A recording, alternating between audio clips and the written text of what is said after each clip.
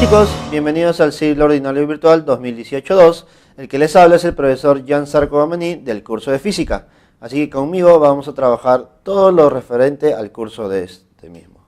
Ahora, en esta semana número 1, la que vamos a trabajar el día de hoy, vamos a ver un poco acerca de la física, más que todo el concepto, veremos un poco de las cantidades físicas, vamos a ver cómo es su separación, sus características, veremos el tema principal que es análisis dimensional y veremos una introducción, un adelanto del tema de vectores. ¿Listo, chicos? Así que comencemos. ¿Listo, chicos?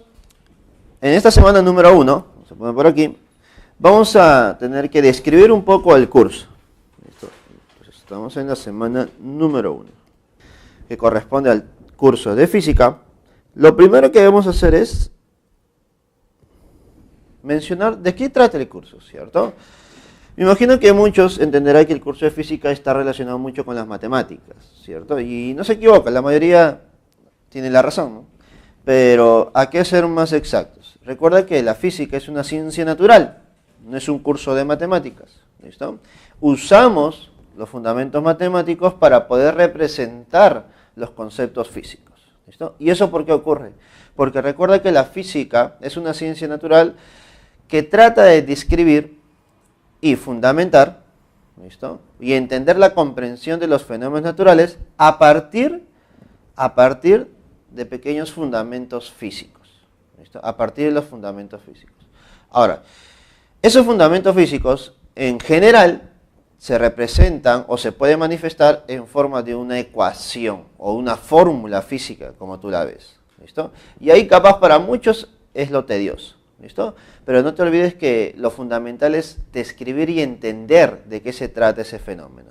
¿Listo, chicos? Y de eso trata el curso en este siglo. Tratar de describir y comprender los fenómenos naturales a través de las leyes físicas, principios físicos, y eso es lo que nosotros vamos a trabajar. ¿Listo? Ahora, en esta semana número 1 vamos a tratar de describir esos fenómenos físicos a través de ecuaciones, ¿cierto? Pero dentro de esas ecuaciones, recuerda que hay cantidades, ¿listo? Esas cantidades son las cantidades físicas que nosotros vamos a describir. Toda cantidad física es una cantidad que se puede medir, ¿listo? Por ejemplo, ¿no? Tú quieres medir la estatura de tu cuerpo, la estatura de tu persona. Entonces, si yo quiero medir la estatura de nuestra persona, lo que usamos es una regla, un centímetro, una wincha, muchos dispositivos para medir esa estatura, ¿listo? Pero al final mi resultado representa una cantidad medible, ¿listo? Por lo tanto, la longitud, que viene a ser una cantidad medible, una cantidad que puedes medir, representa una cantidad física, ¿listo? Porque es una cantidad que se puede medir. ¿Listo? Imaginemos que yo me quiero subir una balanza, ¿no? Me subo una balanza, entonces lo que yo estoy tratando de hacer es medir mi masa corporal, ¿cierto? Trato de medir mi masa corporal, o como muchos llaman, ¿no? El peso, ¿listo? Entonces, podemos decir que la masa corporal o el peso, de alguna manera, son cantidades medibles. Por lo tanto, ambas serán consideradas cantidades físicas, ¿cierto? Claro que sí, ¿no? Todo lo que se pueda medir es una cantidad física. Imaginemos que tenemos fiebre. Pero ¿cómo nos damos cuenta que tenemos fiebre? Es porque tratamos de medir la temperatura, ¿no? Usando un termómetro medimos la temperatura y si pasa cierto grado, entonces podemos decir que el cuerpo tiene fiebre, ¿cierto? Entonces lo que estoy haciendo es medir la temperatura. Por lo tanto, la temperatura será una cantidad física. ¿Listo? Y tú mismo te debes dar cuenta que existen muchas cantidades que se puedan medir. Si tú encuentras una cantidad que se pueda medir o puede ser medible con algún instrumento, entonces estamos ante la presencia de una cantidad física, ¿listo? Como existen muchas cantidades físicas, lo que vamos a hacer al inicio es separarlas, darle una pequeña clasificación, ¿listo? Entonces ponemos por aquí cantidades físicas, ¿listo? También pueden ser llamadas magnitudes físicas, ¿cierto? Cantidades o magnitudes físicas, ¿listo? Ahora, esas magnitudes físicas las vamos a clasificar de la siguiente manera. ¿Listo? Vamos a clasificarlas mediante su origen y mediante su naturaleza.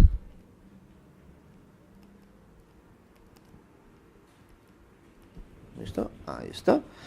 Cuando hablamos por su origen, ¿listo? como su nombre lo dice, ¿no? ¿Quién lo origina? ¿Listo? Pero para originar algo, primero necesitamos el principio, ¿no? A partir de quién se puede generar esas cantidades físicas. Por ese motivo, tenemos primero a las magnitudes físicas o cantidades físicas fundamentales. Las fundamentales. Como su nombre lo dice, ¿no? Son las fundamentales, son las principales, son el inicio de todo. ¿Listo? Actualmente se consideran 7 magnitudes fundamentales según el sistema internacional. ¿Listo? Entonces, para nosotros, ¿cuántas magnitudes físicas fundamentales habrá? Habrán 7 y nosotros las vamos a describir. ¿Listo? Ahora, todas las demás, porque habíamos dicho que son muchas, son varias, entonces todas las demás serán consideradas magnitudes físicas derivadas. ¿Listo? Todas las demás serán consideradas magnitudes físicas derivadas. ¿Listo? Entonces tenemos las fundamentales y las derivadas. Profesor, ¿cuántas derivadas habrá? Infinidad, ¿cierto? Son muchas derivadas, ¿no? Y cada vez que hay una investigación nueva, o cada vez que hay un nuevo fundamento físico por ahí, se generan nuevas cantidades físicas, nuevas relaciones. Así que mencionar todas las derivadas es prácticamente imposible. ¿Listo? Pero lo que vamos a hacer es mencionar las derivadas más importantes, las que tú vas a necesitar con más ahínco. ¿Listo? Pero las fundamentales sí, eso sí te debes aprender. ¿Listo? Ahora, si tratamos de clasificarlas por su naturaleza, no te debes olvidar que también se subdividen en dos. La primera es las vectoriales. ¿Quiénes son las magnitudes físicas vectoriales? Bueno, las vectoriales son aquellas magnitudes que se pueden representar mediante un vector. Ahora, tú te estarás preguntando, profesor, ¿y qué cosa es un vector? Bueno, lo dejamos ahí, porque es parte del tema de esta semana. Investigar todo acerca de un vector. ¿Listo?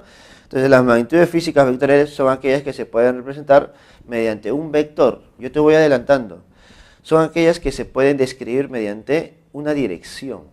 Tienen una dirección determinada, es decir, van a algún lugar. Por ejemplo, ¿no? La fuerza. Dime, la fuerza que tú aplicas sobre un cuerpo, o sobre un objeto, o sobre una persona en general, ¿listo? Tiene una intensidad, ¿no? Una fuerza, una cantidad, un valor, ¿listo? Pero la fuerza también tiene una dirección, tú la puedes dirigir hacia un lugar. Por ejemplo, yo puedo llevar mi fuerza hacia arriba, ¿no? Puedo aplicar una fuerza hacia arriba, puedo aplicar una fuerza hacia abajo, puedo aplicar una fuerza a la derecha o hacia la izquierda. Entonces, las magnitudes físicas vectoriales son aquellas que tienen una dirección determinada, ¿no? ¿Listo? Se pueden dirigir a un lugar. En cambio, las que no se pueden dirigir a algún lugar son las escalares. ¿Listo? Las escalares. ¿Listo, chicos? Entonces, eso es lo que vamos a trabajar el día de hoy. Básicamente, las cantidades físicas mediante su origen o su naturaleza. ¿Listo? Ahí está. Y comencemos describiendo la primera parte, ¿no? Magnitudes físicas por su origen. ¿Listo? Entonces debemos mencionar el tema que involucra al estudio de esas magnitudes físicas fundamentales y derivadas. ¿Y cuál es el tema principal que involucra estas dos subdivisiones? Viene a ser el análisis dimensional. ¿Listo? Entonces ponemos por aquí análisis dimensional.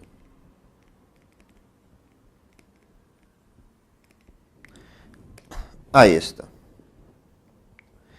¿Qué va a hacer el análisis dimensional? Estudiar las relaciones entre las magnitudes físicas fundamentales y derivadas. Así de simple, chicos. Recuerda, por favor, los conceptos que nosotros vamos a dar no es un concepto muy amplio, es un concepto conciso, ¿no? Para que tú puedas darte una idea de qué cosa vamos a tratar aquí. ¿Listo? Análisis dimensional estudia la relación entre las magnitudes físicas fundamentales y las derivadas. ¿Listo? Ahora, lo primero que debemos mencionar son esas fundamentales. ¿Cuáles son? ¿Cuáles son aquellas fundamentales? ¿Listo? Las fundamentales son exactamente 7. ¿Listo? Son 7 magnitudes fundamentales. ¿Listo? Vamos a mencionarlas. La primera magnitud fundamental. ¿Listo? La primera magnitud fundamental. ¿Cuál sería? ¿Listo? Sería la longitud. ¿Listo? Primera magnitud fundamental es la longitud. ¿Listo? Ponemos por aquí. Longitud. ¿Listo? Segunda magnitud fundamental. La masa. La masa. Tercera magnitud fundamental, el tiempo. Y ahí me paro un poquito porque te había dicho que son 7, ¿no? Pero no siempre han sido 7, pues, ¿no? En su momento eran consideradas como 3 las magnitudes más importantes. Y justo son las que he mencionado. Longitud, masa y tiempo representaban esas magnitudes principales en su momento. ¿Y por qué, profesor? Porque estas 3 podían describir los fenómenos que se estudiaban en ese entonces. Pero como las investigaciones, la tecnología avanza, se necesita de más magnitudes para poder representar más fenómenos, ¿cierto? Más principios físicos. Por ese motivo, ahora son 7 y se han añadido 4 más. ¿Y cuáles son ellos? La siguiente es la intensidad de corriente. ¿Listo? Intensidad de corriente. Siguiente, la temperatura. ¿Listo? Temperatura termodinámica. La que sigue sería la cantidad de sustancia. ¿Listo? Y por último, para terminar estos 7, sería la intensidad. Mira, escucha bien, ¿eh? Intensidad luminosa. ¿Listo? Intensidad luminosa. Entonces, recordemos, ¿cuáles son esas 7? Longitud, masa, tiempo, intensidad de corriente, temperatura, cantidad de sustancia, intensidad luminosa. ¿Listo? Cada una de estas magnitudes físicas o cantidades físicas fundamentales tiene una unidad de medida. ¿Listo? Tiene una unidad de medida. Por ejemplo, ¿no? La longitud, nosotros podemos medir la longitud en centímetros, podemos medirlos en kilómetros, podemos medirlos en milímetros, en metros, en muchas unidades de medidas. Pero para nosotros, según el sistema internacional, ponemos por aquí, según el sistema internacional, la unidad de medida para la longitud viene a ser el metro. No te olvides, ¿ya? Viene a ser el metro. ¿Y cuál es la representación simbólica de esa unidad? ¿Cuál es la representación simbólica de esa unidad? Viene a ser m minúsculo. ¿Listo? Metros. ¿Listo? Profesor, ¿y para la masa? ¿Cuáles serán las unidades? Viene a ser el kilogramo, que viene a ser un kg, kilogramo. ¿Y para el tiempo, profesor? Bueno, sencillo, segundos. Intensidad de corriente viene a ser el amper. ¿Listo? Amper. El Kelvin sería para la temperatura. La cantidad de sustancia, su unidad de medida es el mol y su símbolo también viene a ser el mol. La intensidad luminosa se representa con candela y el símbolo es un CD. ¿Listo? Estas son las unidades de medida para las magnitudes físicas fundamentales. ¿Listo? Que también es muy importante saberlas, pero lo más importante no es saber las unidades, sino saber las dimensiones. Ahora, profesor, ¿qué cosa es una dimensión? Ahora, por favor, no confundirse. A veces entendemos que dimensión es el tamaño, ¿listo? O las longitudes de su tamaño, como si fuera un cubo o como si fuera un sólido. No, eso no viene a ser la dimensión en este curso. La dimensión en este tema de análisis dimensional viene a ser una representación simbólica de una magnitud física. Profesor, ¿pero no hemos hecho eso? No, lo que hemos hecho es representación simbólica de sus unidades de medida. Pero lo que voy a hacer ahora es una representación física de la cantidad física. ¿Listo? Ah, profesor, entonces voy a hacer una representación simbólica de esa cantidad física. ¿Listo? Y eso es una representación general, universal. ¿Listo? Es decir, que si yo tengo longitud, ¿cuál sería su representación simbólica? En general, a nivel universal, sería la letra L. Es decir, siempre que veo las dimensiones como L, entonces me está representando una longitud. Profesor, ¿y si fuera masa? Bueno, sencillo, lo represento con M. Si fuera tiempo, con T. Profesor, qué sencillo, ¿no? Ahora dime, si es intensidad de corriente eléctrica, mira, se representa con una I. Uy, fácil. Si fuera temperatura, aquí viene lo diferente. Se representa con un símbolo, que fuera un teta. Como el ángulo teta en geometría, sí. Pero recuerda que este ángulo teta siempre debe estar en mayúscula. Pero por cosas de edición a veces, en los libros, en los textos, aparece el símbolo teta como minúscula nada más. Pero ya sabemos qué representa eso, ¿no? Que representa las dimensiones de la temperatura termodinámica. Si hablamos de cantidad de sustancia, sus dimensiones es una N mayúscula. Y si hablamos de intensidad luminosa, sería una J.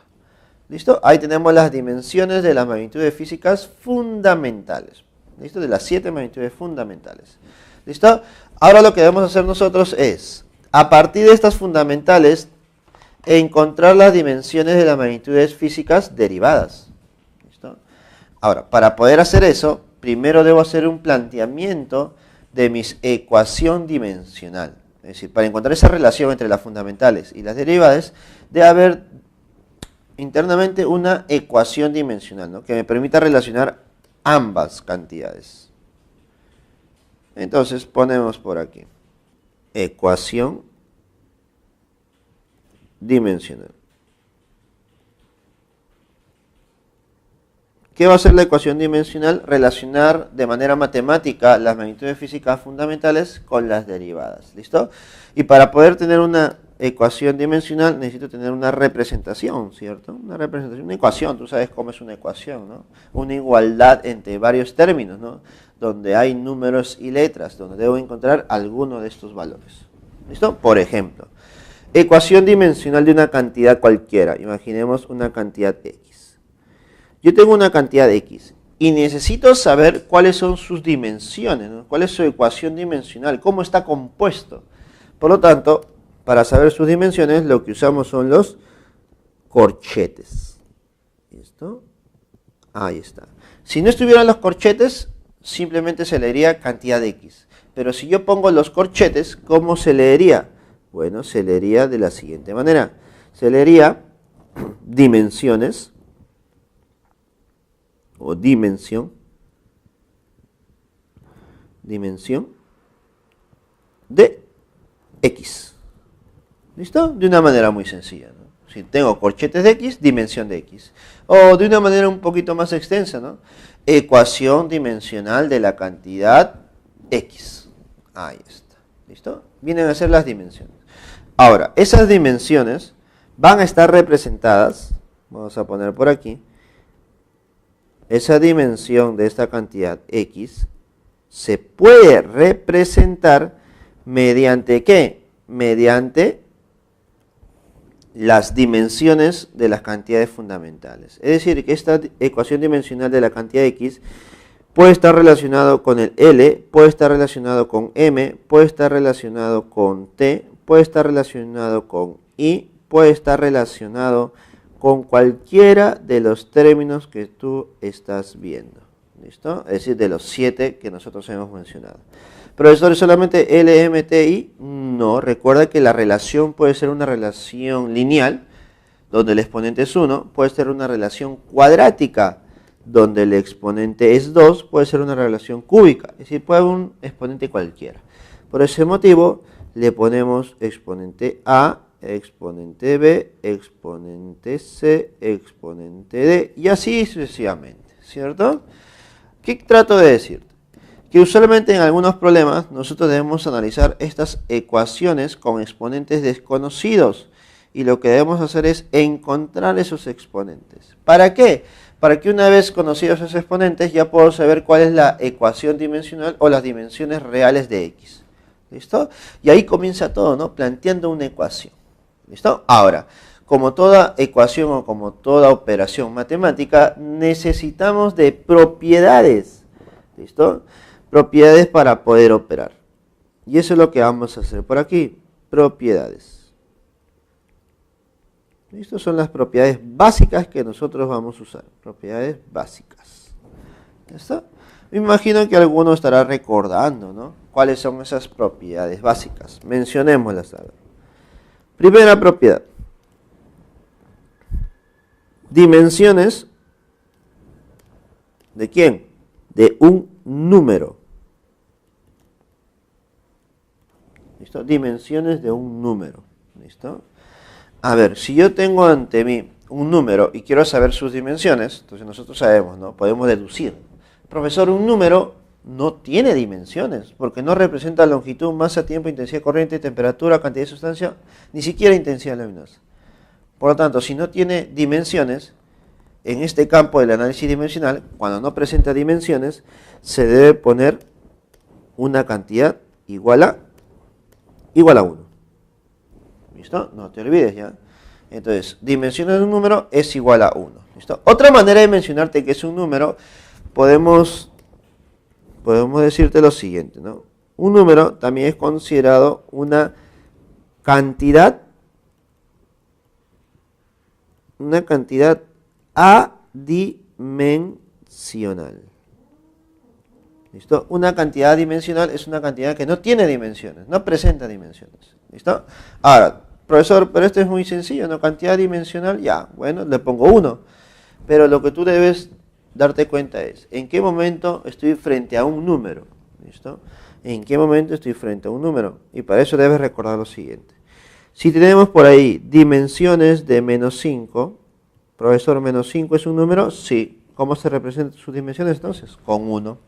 Si estamos ante la presencia del seno de 40 grados, profesor, se ha confundido, debe ser seno de 45. No, seno de 40 grados. ¿Listo? Ahora vamos a hacerlo un poquito mejor, para que se pueda entender algunos ejemplitos. A ver, habíamos dicho seno de...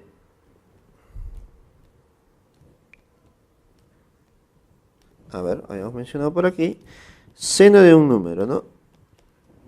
O -5, como habíamos dicho al inicio. -5, a ver, dimensiones de -5, habíamos dicho que es 1, porque -5 es un número. Si te pongo dimensiones de 5, también lo mismo, ¿no? Debe ser 1.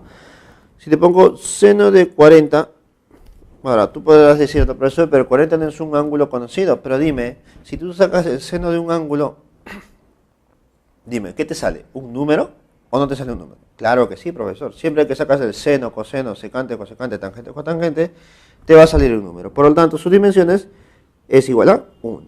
Pero no es la única manera de encontrarnos con números. Por ejemplo, imaginemos que tengo logaritmo de un valor. Por ejemplo, logaritmo de 2 en base 3. Profesor, logaritmo de 2 en base 3 no es un número exacto. Bueno, todos lo sabemos, ¿no? No es un número exacto, pero yo sé que es un número. Por lo tanto, sus dimensiones va a ser 1. ¿Ya está? Podemos encontrarlo con las dimensiones de otros valores, ¿no? Por ejemplo, el valor de pi. Por ejemplo, sí. Podemos tener el valor de pi. Tú sabes que pi es un número, ¿no? Representa un 3,1415 y así sucesivamente. O también el número de Euler, representado como una e. Por lo tanto, como pi y el número de Euler son números, básicamente, sus dimensiones, ¿cuánto será? Es 1. ¿Listo? Y eso es lo que tú debes tratar de hacer en los problemas. Identificar quiénes son números. ¿Para qué? Para que a la hora de calcular sus dimensiones tú los representes con un número 1. ¿Listo? Ya está. ¿Listo, chicos? Ya vamos a mencionar la siguiente propiedad. Viene a ser la propiedad de productos. ¿Listo? ¿Cómo es esto, profe? Imaginemos que tenemos el producto de dos cantidades físicas. ¿Listo? El producto de dos cantidades físicas. Por ejemplo, la cantidad X y la cantidad Y se están multiplicando. ¿Listo? Y el producto no es muy conocido, que digamos.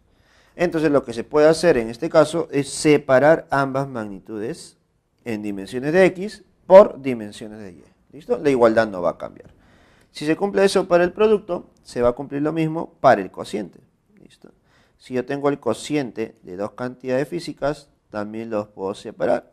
Y recuerda que puedo hacer esto porque el cociente es la inversa del producto, ¿sí o no? Si tengo el cociente, la división de dos cantidades físicas, yo las puedo separar en dimensiones de X entre dimensiones de Y. ¿Listo? Y la última propiedad básica que vamos a mencionar viene a ser de la potencia. Imaginemos que tenemos una cantidad física cualquiera X elevado a un exponente n. ¿Está? Como el exponente siempre va a representar un número, entonces eso no va a alterar las dimensiones de la cantidad X. Por lo tanto, yo puedo simplemente sacar ese exponente de los corchetes.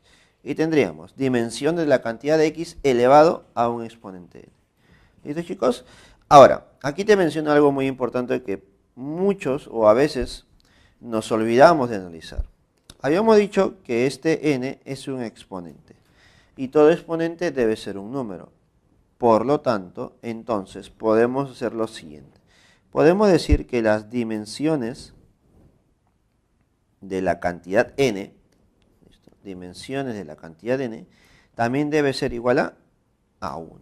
¿Listo? Por favor, tomarlo en cuenta porque a veces dentro de ese exponente está alguna cantidad física o alguna cantidad en general que nos van a pedir analizar. ¿Listo? No te olvides de eso. ¿Listo, chicos? Entonces, a partir de las magnitudes fundamentales y estas propiedades que hemos visto, ya podemos mencionar una propiedad más que me va a permitir ya reconocer las dimensiones de las magnitudes derivadas. ¿Listo? ¿De qué propiedad estamos hablando? Bien, estamos hablando de la propiedad llamada principio de homogeneidad. ¿Listo? Entonces ponemos por aquí. Principio de homogeneidad.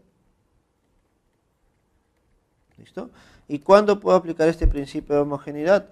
Cuando tenemos una ecuación dimensionalmente correcta. ¿A qué se llama una ecuación dimensionalmente correcta? Que sus dimensiones son iguales a la derecha y a la izquierda. Y usualmente eso ocurre cuando tenemos una ecuación matemática que sea correcta o que se use en algún principio físico. ¿Listo? Por ejemplo, ¿no? Imaginemos que tuviéramos una ecuación así, donde relaciona la cantidad A con la cantidad B mediante una suma y el resultado es igual a una cantidad C menos una cantidad D. ¿Listo? Si esta ecuación es correcta, se usa en algún principio físico, entonces podemos decir que se va a cumplir que las dimensiones de las cantidades físicas o de las cantidades que se están mencionando se pueden restar o sumar, entonces podemos decir que se cumple la igualdad de esas magnitudes. Entonces podemos decir que la cantidad A tiene las mismas dimensiones que B, las mismas dimensiones que C y las mismas dimensiones que la cantidad D. ¿Listo? Puedo hacer esa igualdad de dimensiones. ¿Listo? Siempre y cuando cumpla con el principio de homogeneidad. ¿Listo, chicos? Listo, chicos, ahora sí ya estamos preparados para mencionar esas magnitudes físicas derivadas. Entonces, ponemos por aquí magnitudes derivadas. Obviamente, según el sistema internacional. ¿Listo? A ver, no vamos a mencionar todas las que existen. Vamos a mencionar las más importantes dentro de las derivadas, las que tú necesitas saber. ¿Listo? Mencionemos por aquí.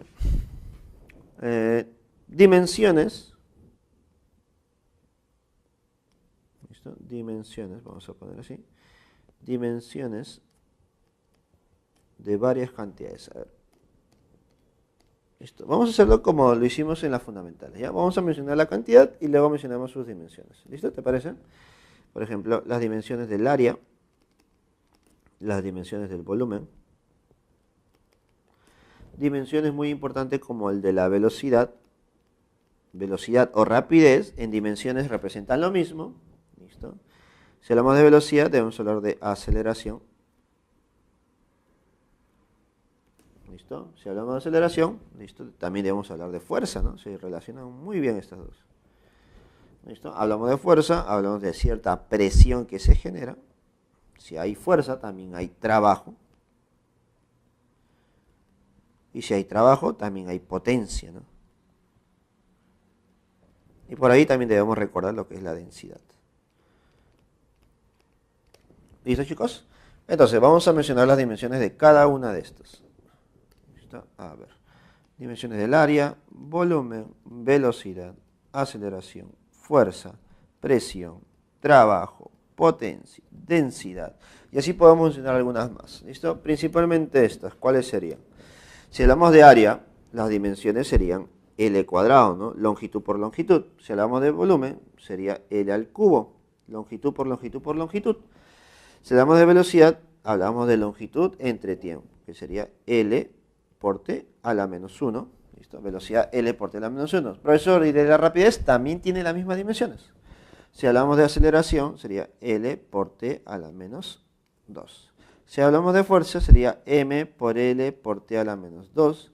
Si hablamos de presión, sería M, L a la menos 1, ¿listo? L a la menos 1 y T a la menos 2. Si hablamos de trabajo, sería M por L cuadrado, T a la menos 2. Si hablamos de potencia, sería M por L por T a la menos 3. ¿Listo? Ahora, densidad, ¿no? Falta densidad. Si hablamos de densidad, sería M por L a la menos 3. ¿Listo, chicos? Entonces, ahí tenemos las magnitudes derivadas y sus respectivas dimensiones. ¿Listo? Ahora, por ahí te puedo mencionar alguna más, ¿no? La voy a poner por aquí como una observación, ¿no? Y recuerda quién nos va a dar las observaciones de ahora en adelante. Nos las va a dar nuestro amigo Luchito. Luchito siempre nos va a dar las observaciones que nosotros necesitamos en cada tema, en cada problema o en cada parte de lo que vamos a avanzar nosotros. Observaciones para esta semana. ¿Qué pasaría si me piden las dimensiones de la velocidad? Profesor, pero ya lo hemos hecho. No. Esta es una velocidad cualquiera, es una velocidad angular. ¿Listo? Dimensiones de la velocidad angular. ¿Listo? Dimensiones de la aceleración angular. ¿Listo? Por ahí, las dimensiones de la frecuencia. ¿Listo? Y así podemos mencionar alguna más, pero decido mencionarte estas por lo menos. ¿Listo? Velocidad angular. Dimensiones de la velocidad angular. Recuerda que la velocidad angular es la medida de la variación angular respecto al tiempo, es decir, ángulo entre el tiempo. Entonces, las dimensiones sería t a la menos 1. Dimensiones de la aceleración angular sería t a la menos 2. Y el de la frecuencia también es t a la menos 1. Y si por ahí te mencionan dimensiones del periodo, el periodo es un tiempo, ¿no? Un tiempo que se repite periódicamente. Entonces también sería t. Entonces, en base a esta observación que hemos mencionado, yo te puedo mencionar algo más. Te puedo preguntar, ¿no? Dime, ¿existen magnitudes físicas que son diferentes, pero que tienen las mismas dimensiones? ¿Listo? Magnitudes físicas que son diferentes, conceptualmente hablando, pero tienen igual dimensión. Claro que sí, existen. Y en esta observación las notamos, ¿no? Velocidad angular y frecuencia son dos magnitudes físicas diferentes, pero presentan la misma dimensión. No solamente ellas, sino por aquí te pongo otras más, ¿no? Notamos por aquí a la cantidad física trabajo. El trabajo tiene las mismas dimensiones que ¿quién? Que la energía, chicos, que la energía. Y también tiene las mismas dimensiones que el calor. ¿Listo, chicos? Entonces, ya sabiendo todo esto de las magnitudes derivadas, de las fundamentales y de las propiedades básicas y el principio de homogeneidad, ya estamos preparados para resolver los problemas respecto a este tema que es el análisis dimensional. ¿Listo? Lo que vamos a hacer ahora es pasar al siguiente tema, que viene a ser el análisis vectorial. ¿Listo, chicos? Entonces, chicos, continuando con la parte teórica, ahora sí resolveremos el tema de análisis vectorial. ¿Qué cosa es el análisis vectorial? El análisis vectorial es el estudio de las magnitudes físicas vectoriales. ¿Listo? Como hemos dicho, las cantidades físicas se separan en vectoriales y escalares, ¿cierto? Nosotros en esta parte vamos a trabajar las magnitudes físicas vectoriales.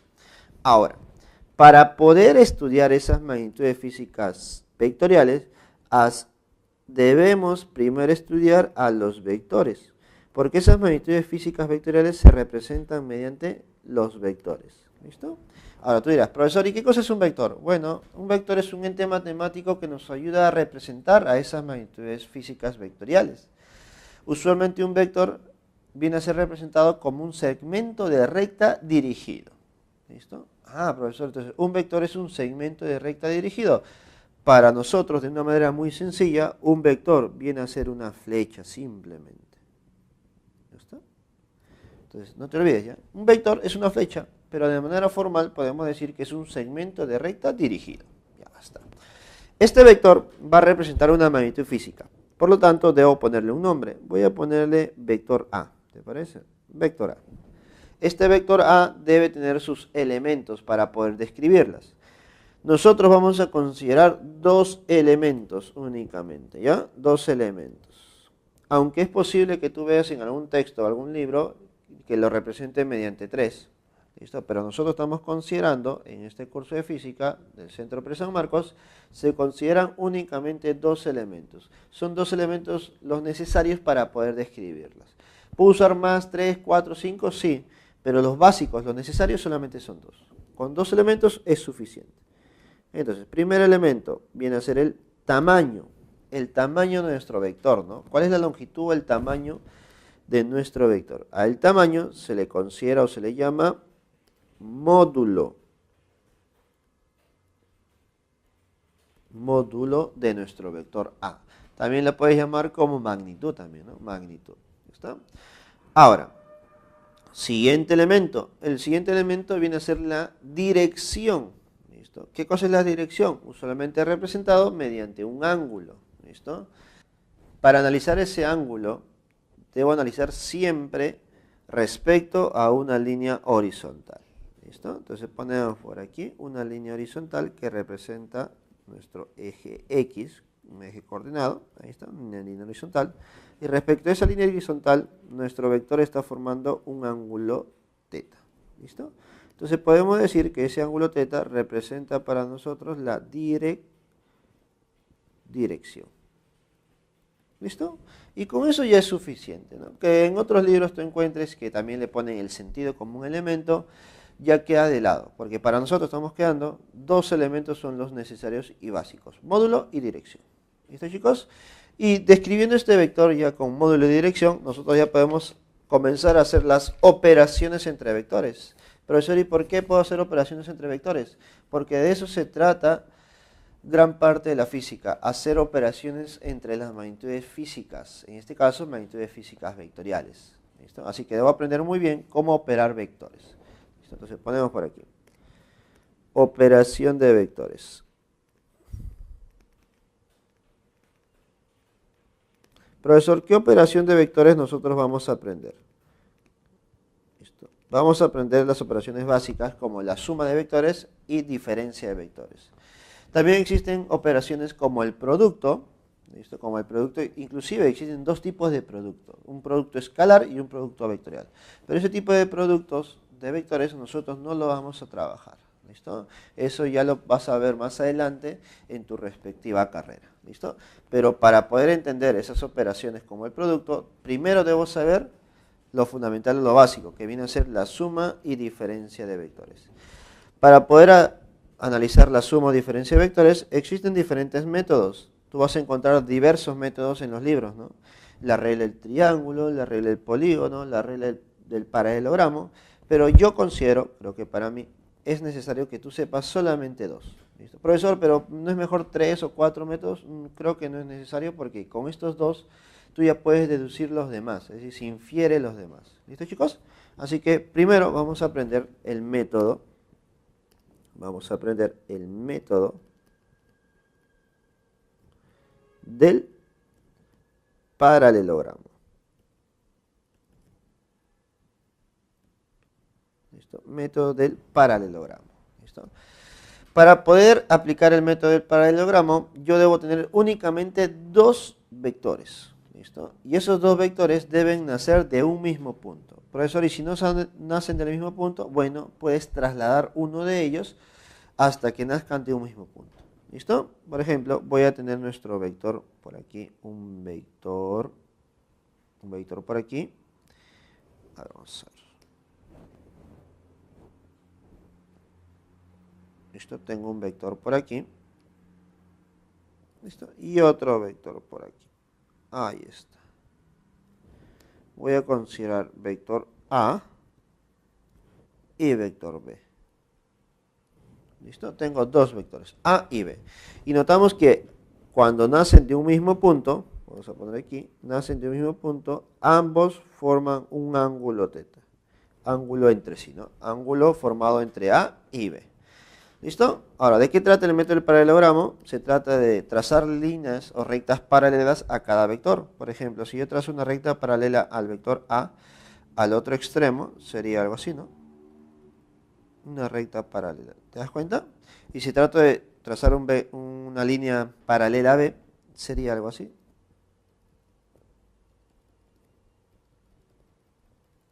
¿Listo? Únicamente he trazado paralelas. Y si te das cuenta, los vectores con sus rectas paralelas han formado un paralelogramo. ¿Listo? Dentro de ese paralelogramo yo voy a representar la suma de vectores y la diferencia de vectores. Profesor, ¿cómo sería la suma de vectores? Mira, haces lo siguiente. Agarras el extremo de origen, el origen de los dos vectores, y lo llevas hacia el otro vértice de mi paralelogramo. Ahí está, hasta ese vértice. ¿Listo? Es muy importante de dónde a dónde estás graficando ese vector. Desde el origen hacia el otro extremo, ese será nuestro vector suma de vectores. ¿Listo? Y la suma de vectores también se llama resultante. Entonces, la resultante o suma de vectores sería A más B, una suma vectorial. ¿Listo? Ahora, si nosotros hacemos lo siguiente, agarramos desde un vector B, desde el punto final del vector B y la llevamos hasta el punto final del vector A, la llevamos hasta el punto final del vector A, lo que estoy encontrando ahora no es una suma de vectores, sino una diferencia. ¿Ya está? Pero a la hora de hacer diferencia, recuerda que puedo encontrar dos tipos de diferencia, ¿no? A menos B o B menos A, ¿sí o no? Por lo tanto, siempre va a importar el orden aquí. Si tú vas del vector B hasta el vector A, esa diferencia sería A menos B.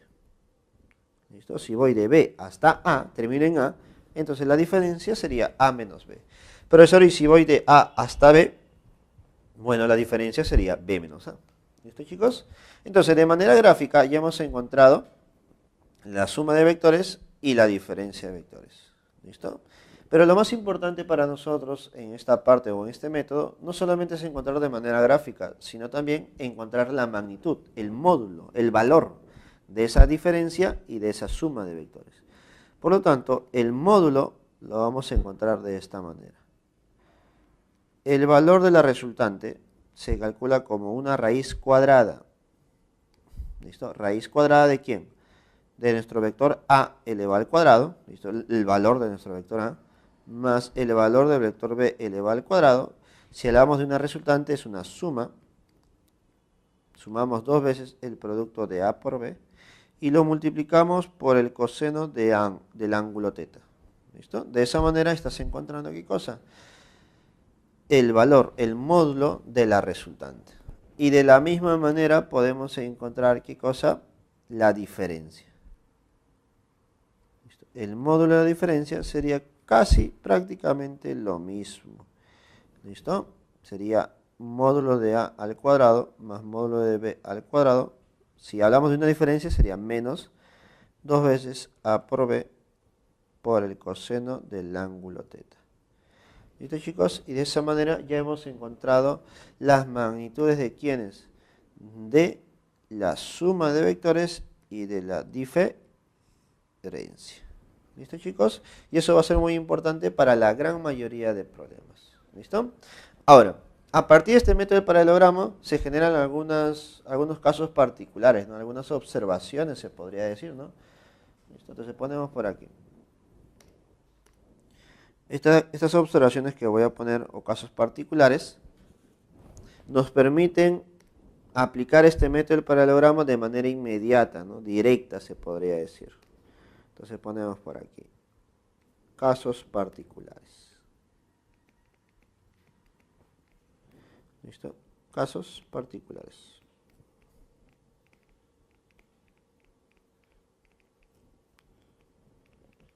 ¿Listo? Primer caso particular. ¿Qué pasaría si nosotros tenemos dos vectores de la siguiente manera? tengo el vector A y el vector B, ¿listo? Pero ambos con la misma magnitud M, ¿listo? Y el ángulo formado entre ellos, efectivamente, es un ángulo de 60 grados, mira, ángulo muy conocido. Entonces, a la hora de hacer el método del paralelogramo, nosotros podemos notar que esta diagonal representará la resultante, ¿cierto?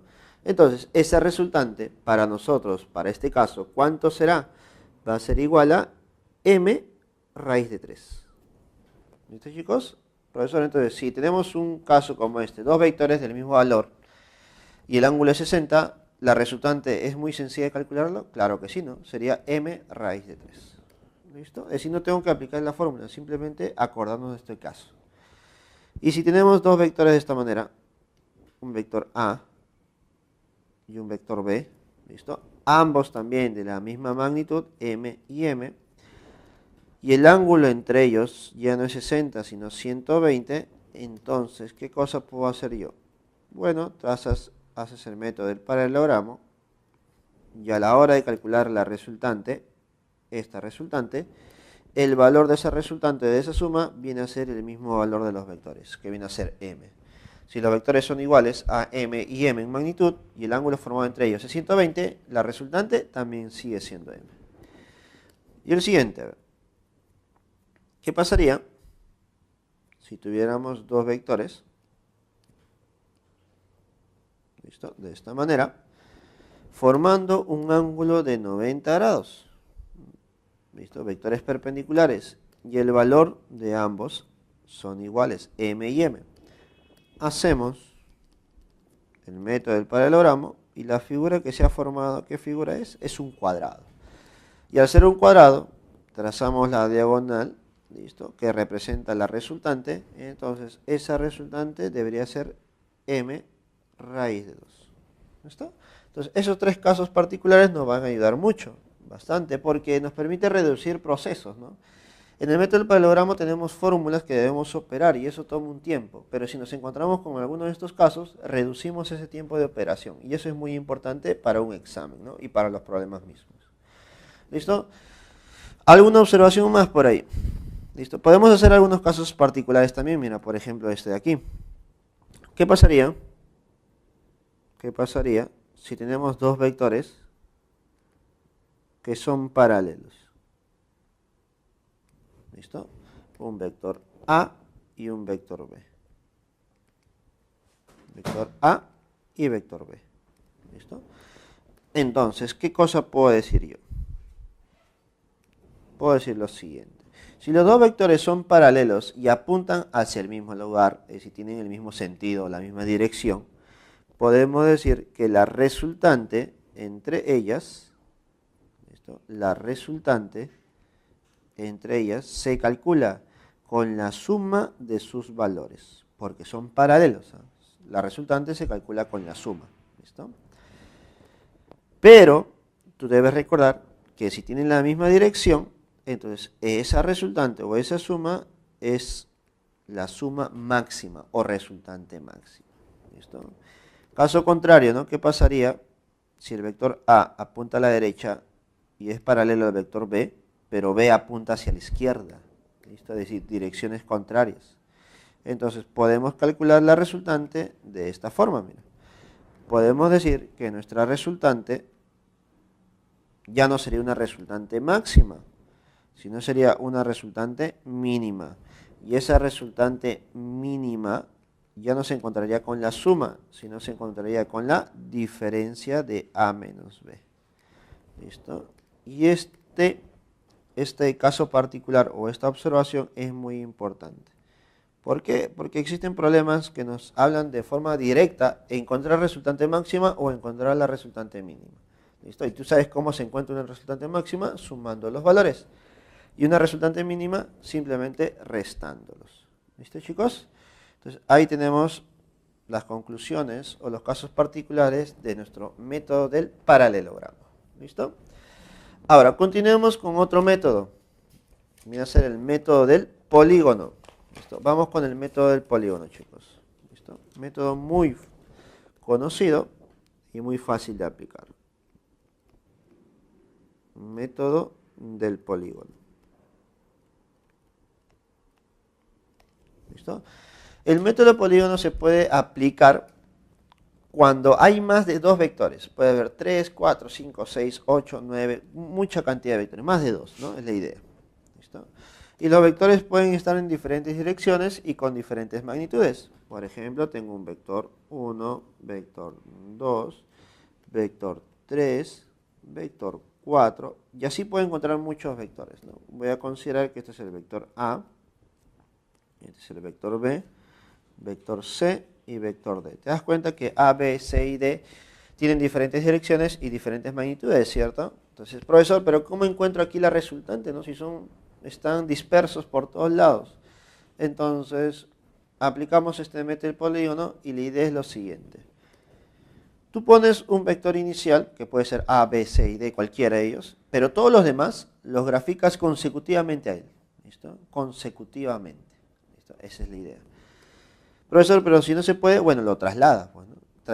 Hacemos un traslado de vectores. A la hora de trasladar los vectores, no debes modificar ni la dirección ni su magnitud. ¿Listo, chicos? A ver. Entonces, podemos hacer lo siguiente. Poner los vectores de manera consecutiva, tendríamos A, tendríamos B, tendríamos C y tendríamos D. ¿Sí o no? Poniendo A, B, C y D de manera consecutiva. A, B, C y D. ¿Te das cuenta? Hemos puesto todos los vectores de manera consecutiva. ¿Listo? Ahora, ¿dónde está la resultante o la suma de vectores? Cuando tú unes el punto de origen con el punto final de todos los vectores. ¿Listo? Que viene a ser desde A hasta D. Ahí está. Uniendo el punto inicial con el punto final, encontraríamos la resultante de esos vectores. ¿Listo?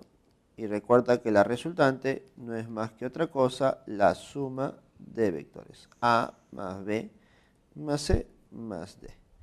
Profesor, pero gráficamente ya he encontrado la resultante, pero el valor de esa resultante, ¿cómo se va a calcular?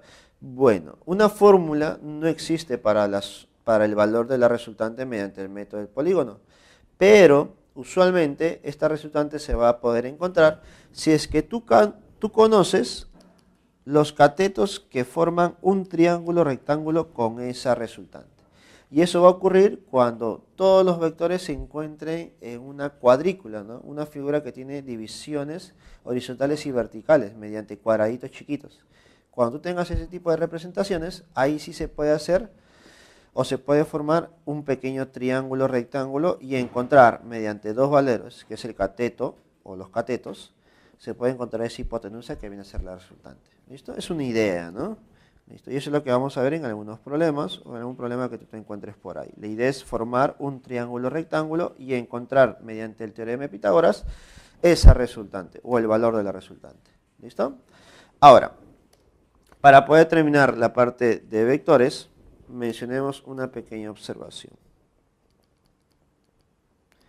¿Qué pasaría si tenemos varios vectores, 3, 4, 5 vectores, pero al unir el punto inicial y el punto final nos damos cuenta que coinciden?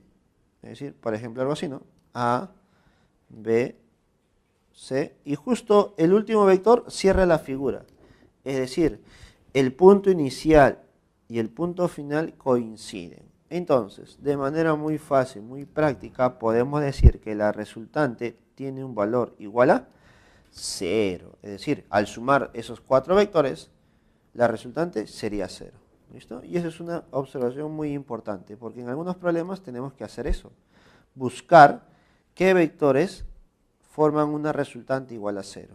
Y simplemente si la resultante es igual a 0, entonces a esos 4 o 5 vectores que han formado esa figura, simplemente lo podemos obviar o simplificar. ¿Listo, chicos? Y esa es la finalidad de los problemas de vectores, reducir las expresiones para encontrar únicamente un solo vector, que viene a ser el vector resultante. ¿Listo, chicos? Terminamos con la parte de teoría de análisis vectorial.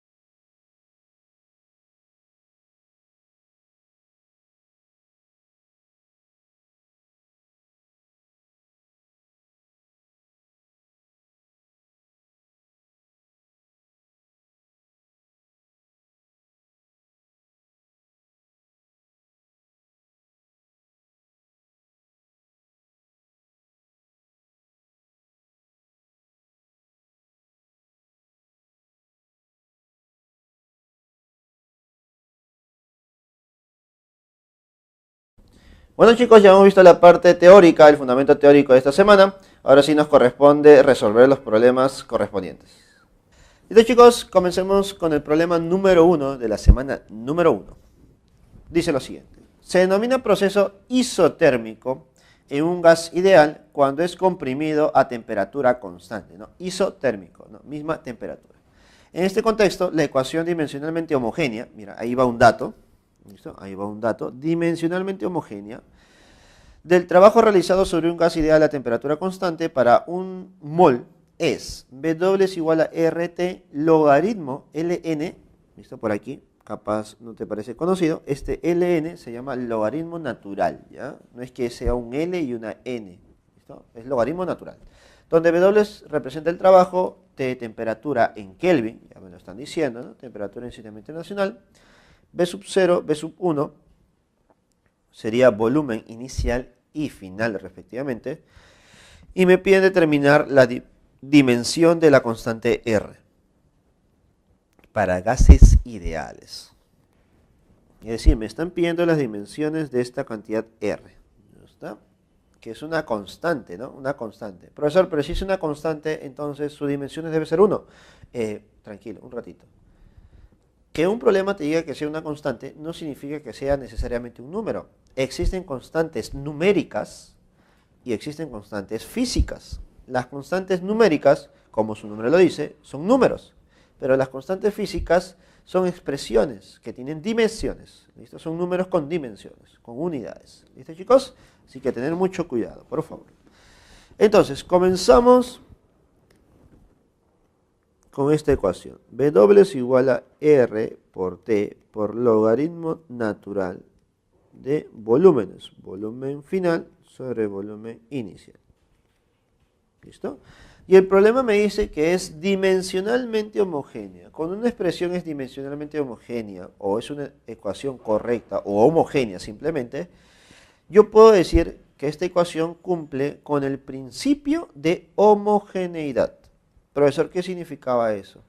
Que en esta igualdad yo puedo igualar no solamente sus valores, sino también sus dimensiones, ¿no? Si se cumple la igualdad en esta ecuación, entonces podemos decir que existe una igualdad de sus dimensiones. Dimensiones de W sería igual a las dimensiones de toda esta expresión. R por T, logaritmo natural de volumen final sobre volumen inicial.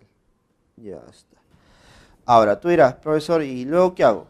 Bueno, si estás igualando dimensiones, dime, logaritmo natural de un valor, R por T, todo en producto, no nos ayuda mucho, ¿no? Podemos aplicar algunas propiedades básicas para poder separarlas, ¿listo? Que es lo ideal, no es la idea. Entonces tenemos dimensiones de W, que es trabajo, es igual a dimensiones de R, que es lo que me pide, por las dimensiones de T, que viene a ser temperatura y no es tiempo, ten cuidado, por las dimensiones de un logaritmo natural del cociente de volúmenes. Volumen final entre volumen inicial. ¿Listo? Entonces he separado todas las cantidades físicas. Y ahora sí ya puedo reemplazar sus respectivos valores. Usualmente yo trato de buscar primero los que son números. ¿Listo? ¿Y dónde están esas expresiones que son números? Aquí lo tengo claramente. Logaritmo natural, sus dimensiones, ¿cuánto es? Es igual a 1. Entonces simplemente se va. Reemplazo las dimensiones de las otras cantidades. Por ejemplo, de W. ¿Qué es W, profesor? W según el problema, ten cuidado, según el problema, W es trabajo. ¿Listo? Ten cuidado, es un consejo que te doy. Ten cuidado a la hora de reemplazar las dimensiones. Porque tú capaz, ¿no? Por el apuro, tú puedes decir, no, profesor, W yo he visto que es peso. Tranquilo, W no siempre es peso.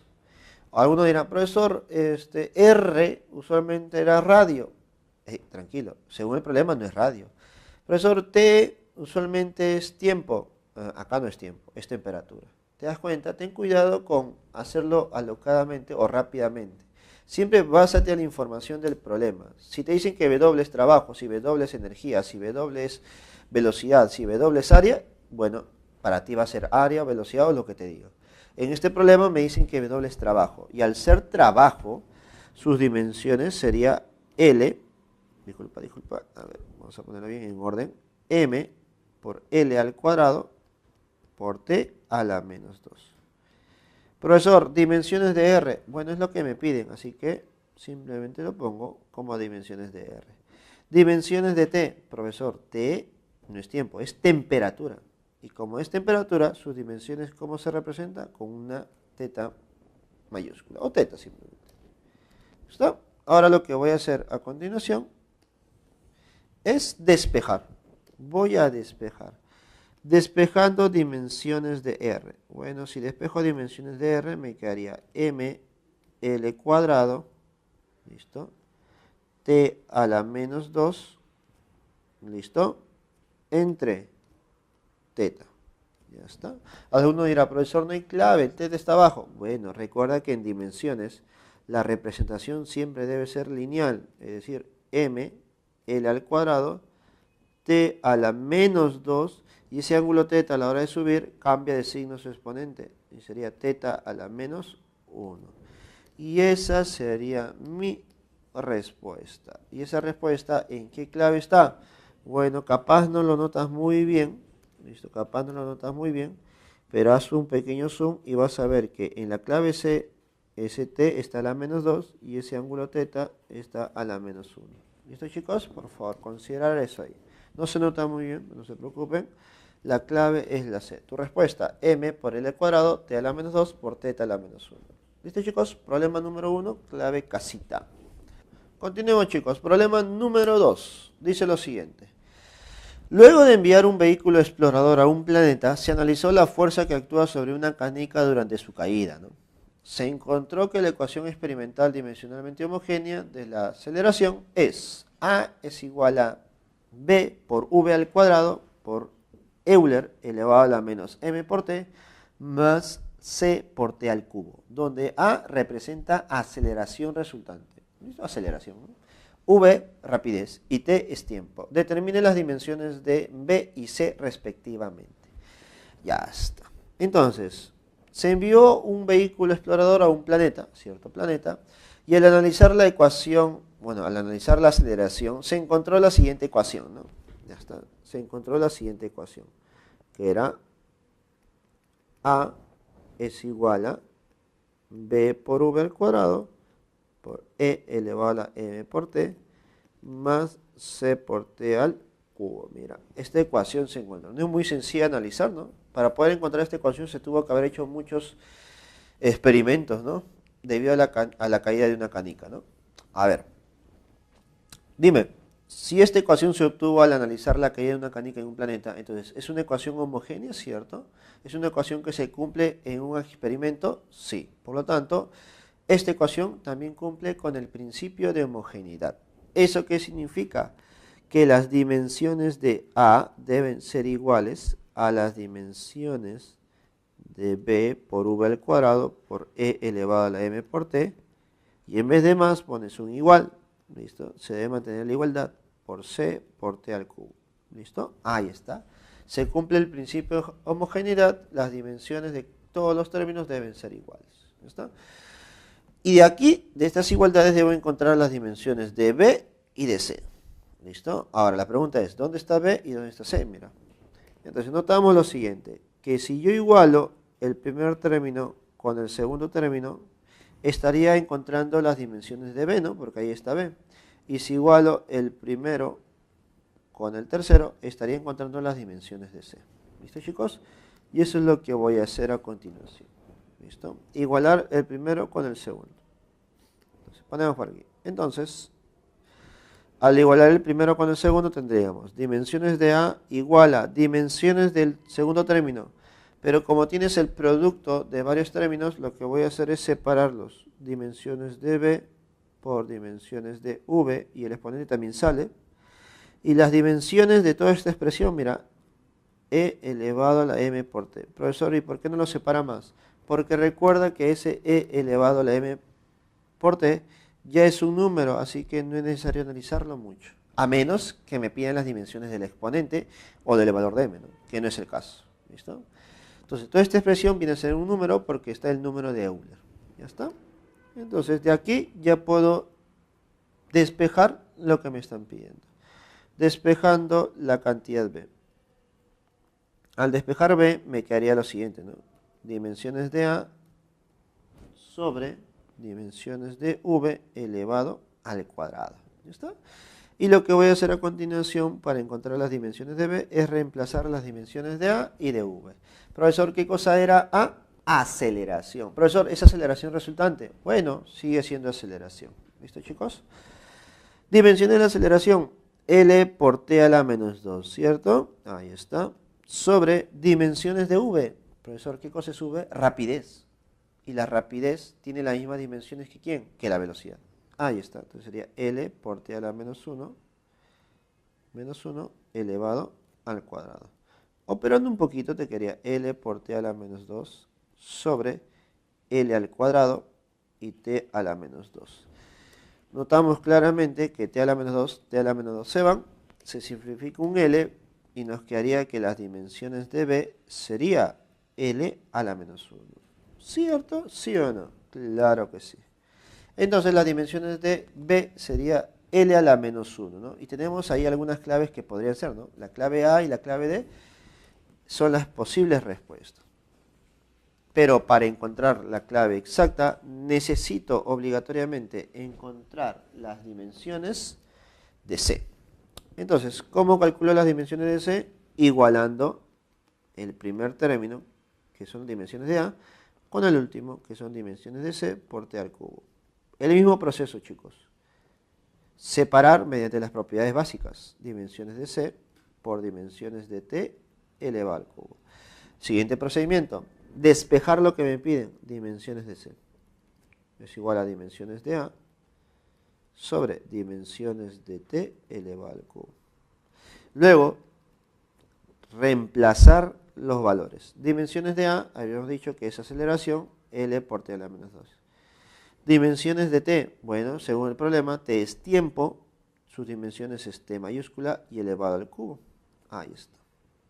Entonces podemos decir que las dimensiones de C sería igual a L por T a la menos 5, ¿cierto? Ese T a la 3 sube como T a la menos 3 y con el T a la menos 2 sería un T a la menos 5. Listo, ya tenemos la siguiente respuesta. Entonces notamos que la clave que tiene esos dos valores sería la clave, ¿cuál sería nuestra clave? La clave A, ¿cierto? La clave A sería la respuesta para el problema número 2. Listo, chicos. Ahora nos toca resolver el problema número 3. Dice lo siguiente.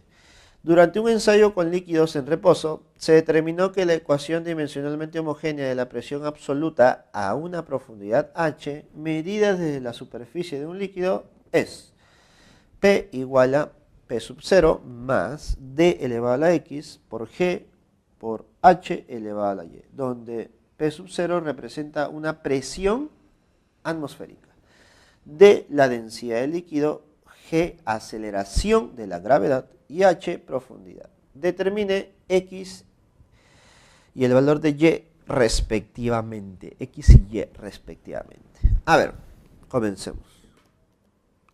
Esta ecuación que es P igual a P sub 0 más D elevado a la X por G por H elevado a la Y es una ecuación para determinar la presión absoluta, ¿no? Según el problema.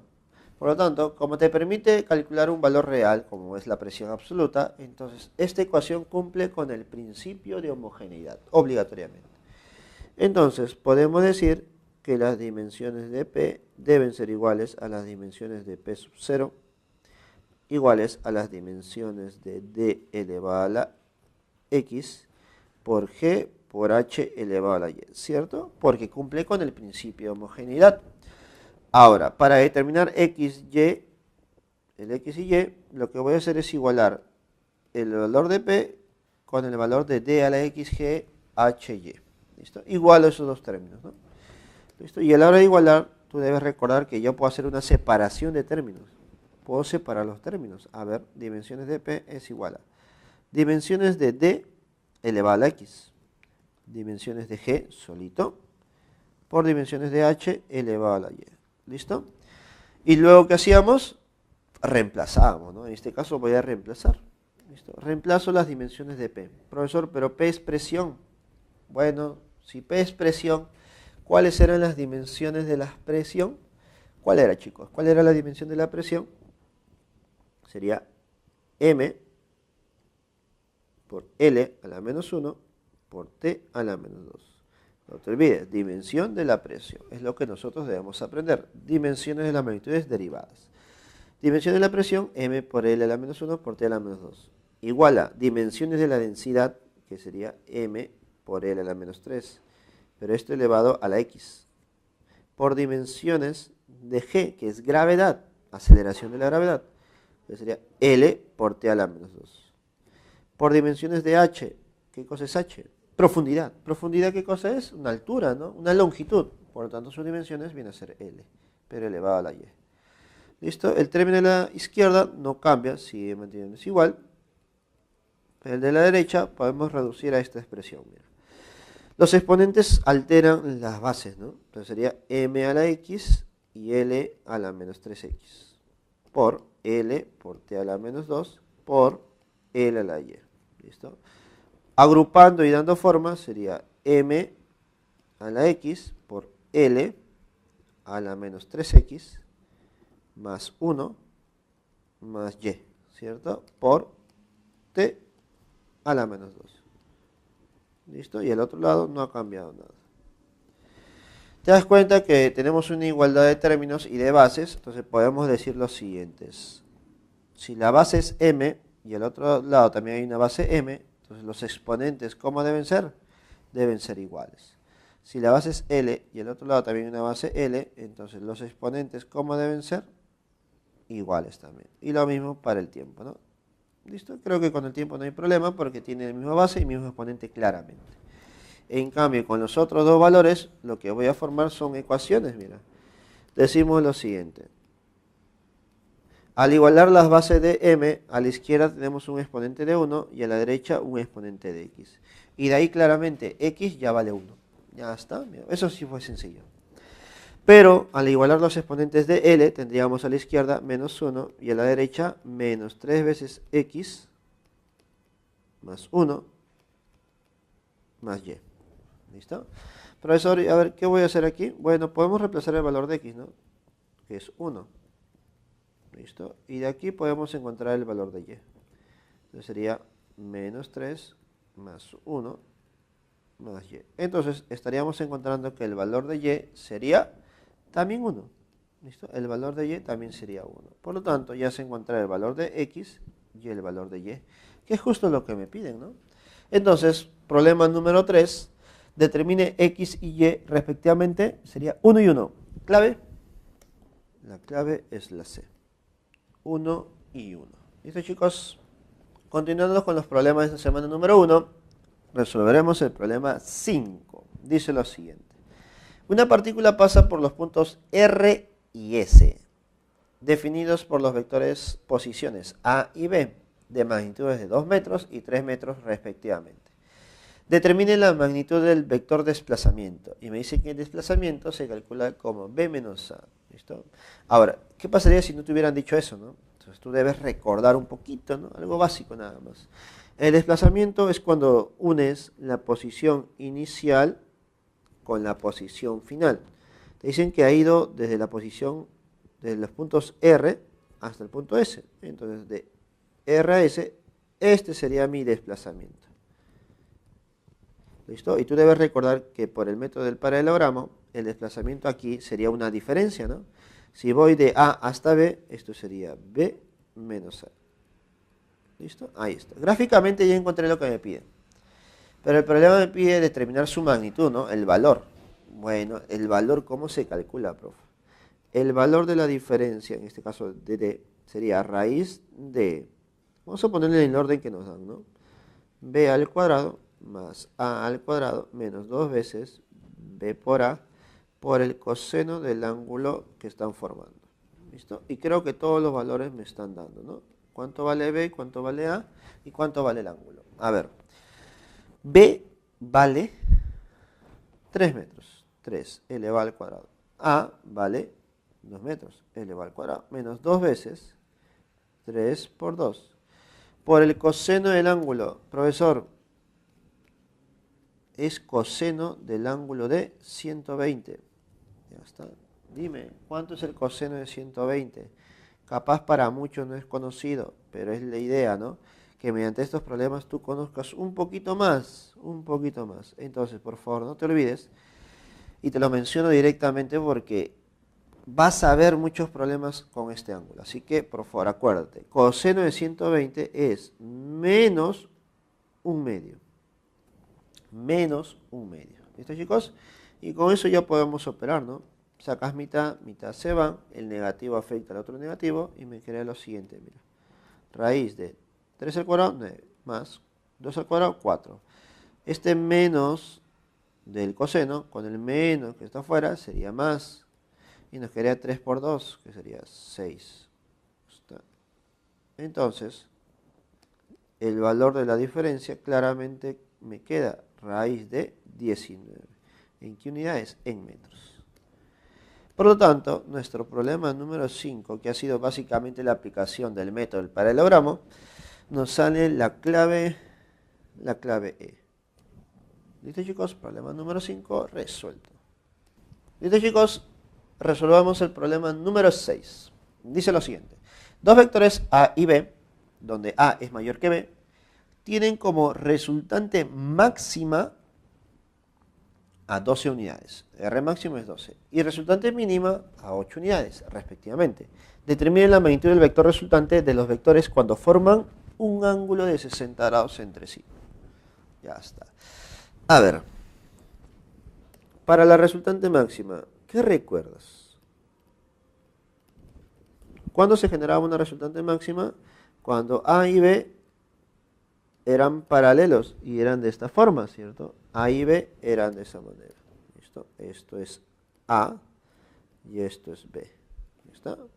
Entonces, para una resultante máxima se cumplía lo siguiente. La resultante máxima se calculaba con la suma, ¿no? De A más B. ¿Listo? Y para la resultante mínima, ¿qué nos acordamos? A ver, resultante mínima. Bueno, para la resultante mínima, si este era A, el otro era B, pero en dirección contraria, ¿no? ¿Listo? Esto es A y esto es B. Entonces, ¿qué se cumplía? Que la resultante mínima sería igual a, bueno, aquí en minúscula, A menos B. ¿Sí o no? Ya está. Pero según el problema, ya me dan los valores de esas resultantes. A ver, se cumple lo siguiente. Resultante máxima vale 12. Entonces, 12 es igual a A más B. Resultante mínima vale 8, y eso es igual a A menos B. Dime, de este sistema de ecuaciones con dos variables, a la hora de sumar las dos expresiones, ¿qué obtendríamos? 12 más 8 sería 20, y al sumar A más B más A menos B, nos quedaría 2 veces A, ¿cierto? Entonces, A tendría el valor de 10. Y si A vale 10, claramente notamos que B tendría que valer 2. Profesor, ¿ahí acabó el problema? No, porque el problema no te pide calcular A y B, te pide calcular una resultante nueva. Y esa resultante es cuando el ángulo formado entre ellos es de 60. A ver, ¿cómo sería eso? Tengo A y B de esta manera. ¿Listo? Tengo A que vale 10 y B que vale 2. ¿Listo? Y el ángulo formado entre ellos es 60. Aplicando el método del paralelogramo, recuerda, trazas líneas paralelas por aquí, tranquilamente. Y la diagonal que nosotros vamos a trazar, ¿qué cosa representaba la diagonal? Representaba la resultante. Y esa resultante viene a ser la suma de A más B, cuando el ángulo formado es de 60. Pero el problema me pide la magnitud, ¿no? No la resultante de manera gráfica. Así que calculemos la magnitud. La resultante sería igual a raíz de A al cuadrado más B al cuadrado más 2 veces A por B por el coseno del ángulo de 60 grados. Reemplazo un poquito, a ver, sería raíz de 2 al cuadrado más 10 al cuadrado más 2 veces 2 por 10.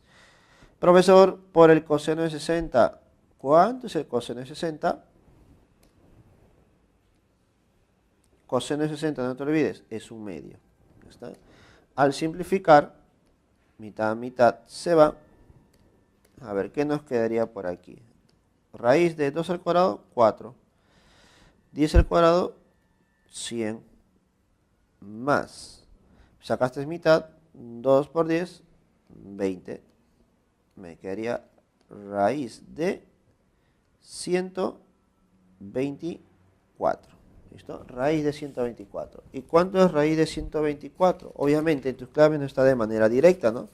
Lo que han hecho es sacar factores. ¿Listo? Hemos sacado factores. ¿Listo? Por lo tanto, al sacar factores, notamos que es 124, o raíz de 124 sería 2 raíz de 31. ¿Listo? 2 por raíz de 31. Porque el 124 viene a ser 4 por 31, ¿no? A ver, acá te ayudo un poco. ¿Listo? Esto es 4 por 31. ¿Listo? Y raíz de 4 sería 2 y raíz de 31 no habría. Por lo tanto, esa sería mi respuesta. La resultante con el ángulo que forman es 60 grados es 2 raíz de 31. Y la clave es la D. Problema número 7. La ley del paralelogramo, descubierta por Arquímedes, es el procedimiento para hallar la resultante o suma vectorial de dos vectores. La figura adjunta indica la magnitud y dirección de los vectores A y B. Determine la magnitud de A más B. Directo, te piden la magnitud de A más B, que viene a ser la resultante. Profesor, pero aquí los dos vectores no nacen del mismo punto. Por lo tanto, ¿qué habíamos dicho que puedes hacer? Hacer un traslado de vectores. ¿Listo? Así que, gráficamente yo voy a tener A por aquí. Ya vale 4 unidades, ¿no? Y por aquí, la línea horizontal. ¿Ya está? Profesor, ¿y B? Bueno, B vas a trasladarlo para que tenga el mismo punto de origen con A. ¿Listo? A que tenga el mismo punto de origen con A. Aquí. Entonces trasladamos, sin cambiar sus valores. Ahí está. Esto es B ahora. Esto es B. Pero notamos que si B forma un ángulo de 18 respecto a la horizontal y A forma un ángulo de 78 en total, entonces entre estos dos, para que cumpla ese valor de 78, debe haber un ángulo de 60, ¿sí o no? Entonces, profesor, A que vale 4 con B que vale 3 forman un ángulo de 60 grados, sí. ¿Listo? Tú te habías dado cuenta, tú te habías dicho, ¿no? Profesor, 78 y 18 no son conocidos, ¿no? Pero mira, justo a la hora de trasladar el vector B, se forma un ángulo entre ellos de 60 grados. Por lo tanto, ahora sí, ya es más sencillo calcular lo que te piden, ¿no? Entonces, por aquí, mira, la resultante es igual a raíz de A al cuadrado más B al cuadrado más 2 veces A por B por el coseno del ángulo de 60, que ya es conocido para nosotros. A ver, reemplazando, ¿cuánto vale A? Profesor, vale 4 al cuadrado. ¿Cuánto vale B? 3 elevado al cuadrado. ¿Cuánto vale 2 por 4 por 3? Bueno, lo operamos. Y debemos multiplicar por el coseno de 60. Ya está. Recordemos que el coseno de 60 es un medio. Operando y simplificando estas expresiones nos quedaría mitad, mitad se va. Raíz 4 al cuadrado, 16, profe. Más 3 al cuadrado, 9. Más 4 por 3, 12. ¿Está? Sumas todo eso, 16 más 9, 25. 25 más 12, 37. 37 tiene raíz, no lo tiene el profesor.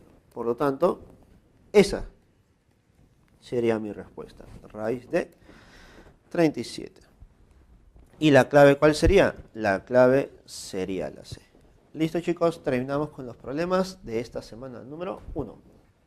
Listo, chicos, visto ya los problemas dirigidos para clase, ahora te toca a ti resolver los problemas para casa. Nos vemos. Conmigo será hasta la próxima oportunidad. Cuídense.